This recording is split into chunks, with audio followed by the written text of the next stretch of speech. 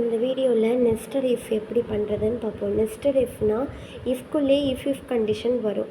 நார்மலாக ஒரு இஃப்குள்ளே ஒரு கண்டிஷன் அது அது ட்ரூனா ட்ரூ, ஃபால்ஸ்னா ஃபால்ஸ்.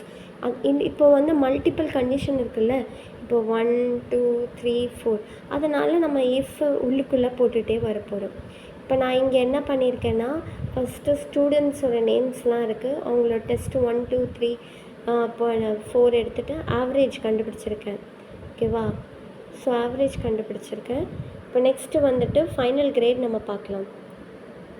இப்போ ஃபைனல் கிரேட்னால் இந்த கண்டிஷன் வச்சு அந்த ஆவரேஜ்க்கு ஏற்ற மாதிரி இவங்க என்ன கிரேடில் வராங்கன்னு நம்ம பார்ப்போம். இப்போ இஃப்குள்ளே இஃப் தான் நான் பண்ண போகிறேன். Equal to if.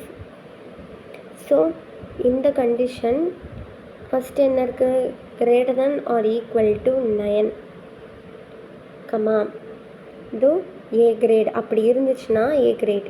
இப்போ நான் ஃபிக்ஸ் பண்ணுறேன், கமா இஃப். இப்போ அடுத்த இஃப்பை நான் கொண்டு வரேன். இதே இது அடுத்தது என்னது? Greater than or equal to 7. அப்படி வந்துச்சுன்னா இந்த ஆன்சர். இதை லாக் பண்ணுறேன், கமா இஃப். அடுத்த இஃப் அந்த இதுவே greater than or equal to 6 அப்படின்னா இதை காட்டுங்க. அப்படி இல்லைன்னா டி காட்டணும். ஸோ ஒரு இஃப்குள்ளே நம்ம இது பாருங்கள். இப்போ பி கிரேடா, இப்போ 7 பாருங்கள் எங்கே வருது? கரெக்டாக 7ஓட condition greater than or equal to வருதா? அதனால இவங்க பி கிரேடு. இப்போ நான் அடுத்தது பண்ணுறேன் பாருங்கள். ஃபுல்லாக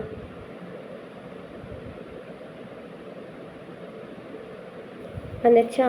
இப்போ அடுத்தது பாருங்கள். இப்போ டி எதுக்கு இருக்குது? இது இருக்கா, அதுக்கான 6க்கும் கீழே இருக்கா? ஸோ இந்த மாதிரி தான் இஃப்குள்ளே இஃப் வச்சு போட்டுகிட்டே வருது. இப்போ பாருங்கள் நான் என்னென்ன பண்ணியிருக்கேன்னு.